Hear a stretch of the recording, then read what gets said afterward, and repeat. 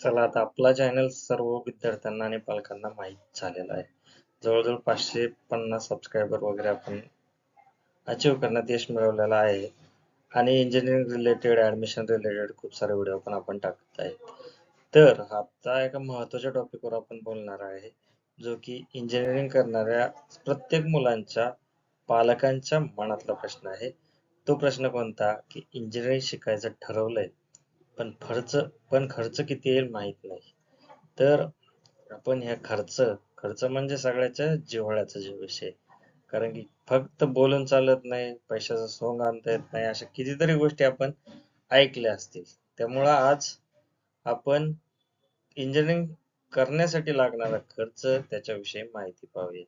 या व्हिडिओमध्ये आपण महाराष्ट्र आणि मधील गव्हर्नमेंट एडेड, प्रायव्हेट आणि डीम्ड कॉलेज, ज्याला ऑटोनॉमस असं म्हणतो, चा वार्षिक आणि 4 वर्षाचा पूर्ण खर्च पाहणार आहोत. कारण की इंजिनिअरिंग डिग्री म्हणजे तुम्हाला 4 वर्ष पूर्णपणे एक स्पेशलाइज कोर्स आहे, ज्याच्यासाठी आपल्याला 4 वर्षाचं पूर्ण एस्टिमेशन, पूर्ण किती खर्च येणार ह्या सगळ्या गोष्टी पाहिजेत. तर याच्यामध्ये थोडंसं डिफरन्शिएट होतं कॅटेगरीनुसार. Open, OBC, SC ST, EWS ह्यांची फी थोडीशी डिफरंट असते. त्यामुळे आपण कॅटेगरीनुसार open, OBC, SC ST, EWS या सगळ्यांची माहिती पाहणार आहोत. त्याचबरोबर हॉस्टेल आणि फीज, मेस या दोन्हीचेही दर, त्याचबरोबर स्कॉलरशिप मिळाल्यास खर्च किती कमी होऊ शकतो याची माहिती मिळवणार आहोत. कारण की मुलं आजकाल कॅपने ऍडमिशन न घेता मॅनेजमेंटने ऍडमिशन घेऊ लागलेले आहेत. त्यामुळे दोन्ही गोष्टीवर विचार आपल्याला करायचाच आहे. तर या व्हिडिओमध्ये आपण काय काय पाहणार आहोत. पहिली गोष्ट, government versus private college fees. Government केल्यानंतर तुम्हाला किती खर्च कमी होऊ शकतो आणि प्रायव्हेट कॉलेजमधून ऍडमिशन मिळाल्यानंतर किती खर्च लागू शकतो याची आपण तुलना पाहणार आहोत. त्याचबरोबर कॅटेगरी वाईज फी ब्रेकअप पाहणार आहोत. म्हणजे जर ओपन वाल्याला किती खर्च येतोय, त्याला किती फी पडते, ओबीसी वाल्याला किती, SC ST वाल्या कॅटेगरी वाल्यांना किती, ते पाहूया. त्याचबरोबर हॉस्टेल आणि मेसचा खर्च काय ते आपण चर्चा करूया आणि स्कॉलरशिप आणि फ्री ची माहिती पण बघूया. त्यामुळे तुम्हाला 4 वर्षाचा एकूण खर्च अंदाज येईल आणि तुम्ही ऍज अ पालक किंवा विद्यार्थी या सर्वांसाठी तयार राहतात. तर तुमच्या बजेटनुसार योग्य कॉलेज जर तुम्हाला निवडायचं असेल तर हा व्हिडिओ पूर्ण बघा. आता सगळ्यात महत्वाचा प्रश्न, इंजिनिअरिंग परवडते का? तर इंजिनिअरिंग परवडते का, तुमच्या मनात खूप प्रश्न येतील. परवडते का म्हणजे आपल्याला घ्यायला परवडते का, मार्कानुसार परवडते का, तसं नाही. तर आपला म्हणण्याचा उद्देश काय आहे की आपल्या पॉकेटला, आपल्या एज्युकेशनचा खर्च परवडणार आहे का, ह्याच्यासाठी इंजिनिअरिंग परवडते का हा प्रश्न आहे. आता काय, इंजिनिअरिंग करायचं स्वप्न खूप जणांचं असेल. बऱ्याच जणांनी सीईटी ची परीक्षा दिल्यानंतरच त्यांना इंजिनिअरिंग करण्याचे स्वप्न पडत असतील, पण त्यासाठी खर्च किती येईल हे मात्र माहित नसतं. तसंच पालकांनाही आपला मुलगा ज्यावेळेस 12वी पास होतो, सीईटीची परीक्षा देऊन पुढे जाण्याचा प्रयत्न करतो, त्यावेळेस या सगळ्या गोष्टीचा अंदाज यायला हवा, म्हणून हा व्हिडिओ बनवलेला आहे. तर गव्हर्नमेंट ते डीम्ड युनिव्हर्सिटी पर्यंतची तुलना करून देण्याचा मी प्रयत्न इथे केलेला आहे. ही माहिती थोडीशी रॅन्डमली जरी घेतलेली असेल आणि ही ऍट एक्झॅक्ट सगळीकडे आहे तशी लागू होत नसेल, तर एक अंदाज यामुळे तुम्हाला मिळणार आहे. त्याचबरोबर स्कॉलरशिप आणि लोनची ही माहिती तुम्हाला याच्यातून मिळेल. कारण की ज्यांना सध्या हा खर्च परवडू शकत नसेल, पण त्यांची टॅलेंट आहे आणि ते या क्षेत्रात टिकू शकतात, अशा मुलांनाही काय पर्याय आहेत ते आपण पाहू शकतो. तर गव्हर्नमेंट कॉलेजेस, ज्याला सरकारी कॉलेज आपण असं म्हणू, त्यांची वार्षिक फी 25,000 ते 40,000 आहे.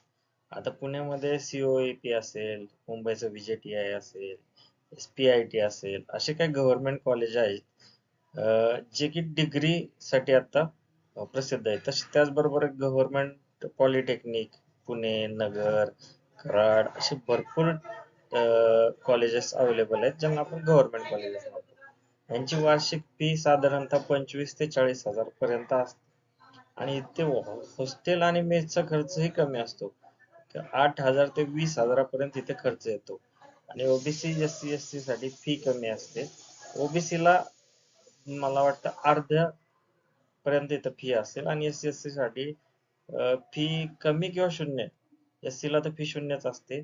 त्यामुळे 4 वर्षाचा खर्च पकडला इतर सगळ्या गोष्टी बघता 1.5 ते 2 लाखापर्यंत येतो. त्यामुळे बरेचशी मुलं ही गव्हर्नमेंट कॉलेजसाठीच ट्राय करतात आणि ह्यामुळेच बहुतेक कुटुंबांना हे परवडतं.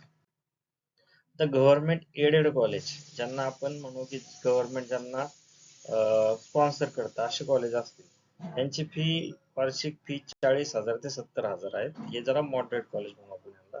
आणि इथं हॉस्टेलला पण 15 ते 25,000 पर्यंत खर्च येतो. आता ओबीसी SC ST ला सेम आरक्षण लागू होतं, त्यामुळे त्यांचा खर्च थोडासा कमी येतो. म्हणजे ओपन असेल तर तुम्हाला पूर्णपणे EWS वगैरे मिळालं तर ठीक आहे, तेवढाच खर्च येईल ओबीसी एवढा. पण SC ST चा फी ही कमीच असते. त्यामुळे 4 वर्षाचा खर्च आपण इथे 2.5 ते 3.5 लाख पकडू शकतो.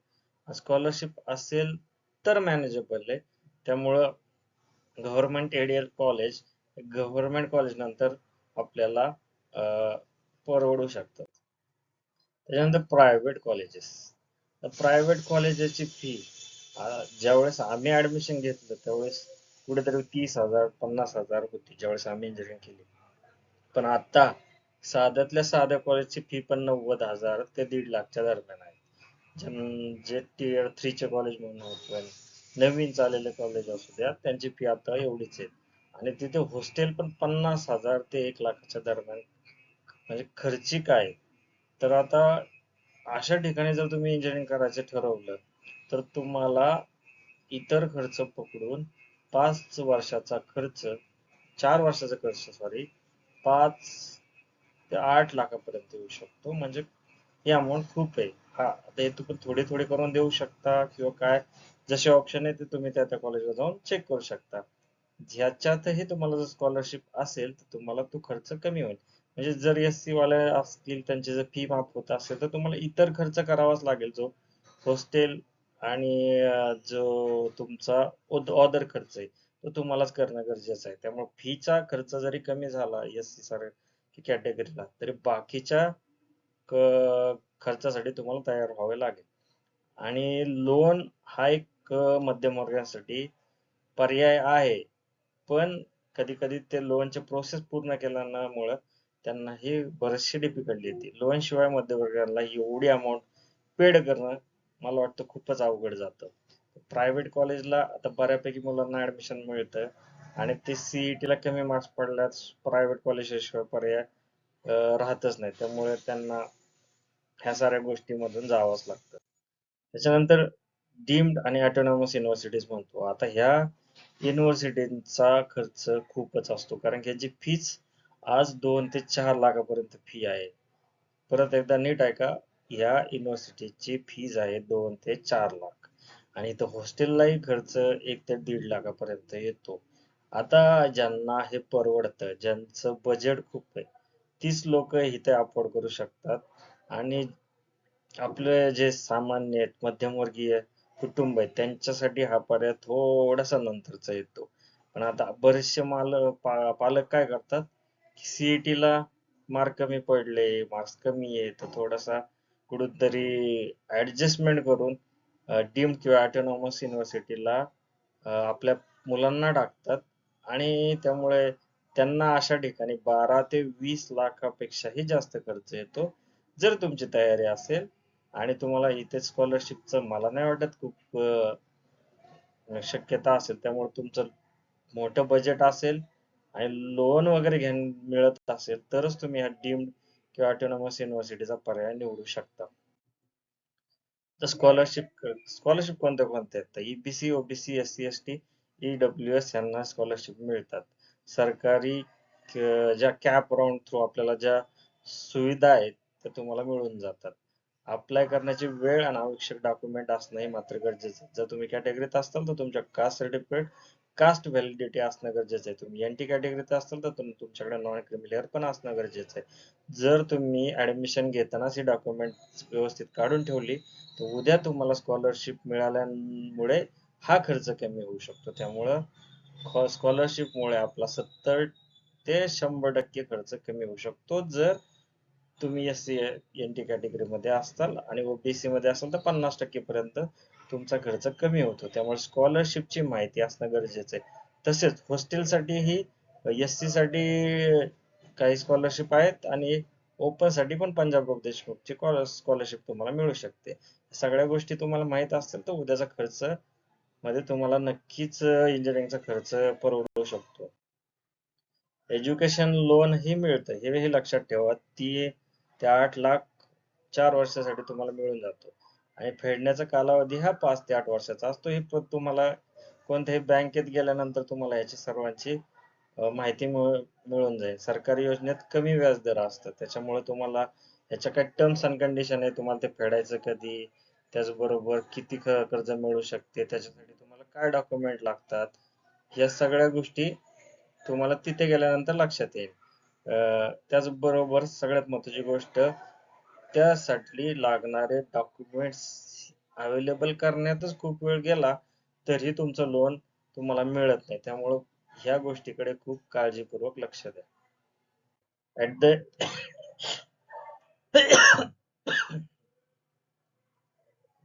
तर शेवटचा सल्ला काय आहे, तर बजेट पण कॉलेज निवडा. स्कॉलरशिपची पात्रता तपासा, लोन घ्यायचा असल्यास EMI तपासा, योग्य प्लॅनिंग केल्यास इंजिनिअरिंग परवडतं. तर शेवटचा सल्ला माझा एकच असेल की तुम्ही योग्य बजेट करून आपल्या खर्चाचा विचार करून कॉलेज निवडा, त्याप्रमाणे आपली इंजिनिअरिंग पूर्ण करून घ्या आणि गव्हर्नमेंट कॉलेज किंवा आपले मार्क जर चांगले असतील तर आपला खर्च नक्कीच कमी होतो. स्कॉलरशिप आणि कॅप राऊंडनेच ऍडमिशन घेण्याचा प्रयत्न करा. सो निर्णय तुमच्या हातात आहे आणि काही शंका असेल तर आम्हाला कॉन्टॅक्ट करा, कमेंट बॉक्स मध्ये लिहा. व्हिडिओ आवडल्यास लाईक करा आणि आमचा व्हिडिओ नक्की शेअर करा आणि चॅनलला सबस्क्राईब करा. धन्यवाद.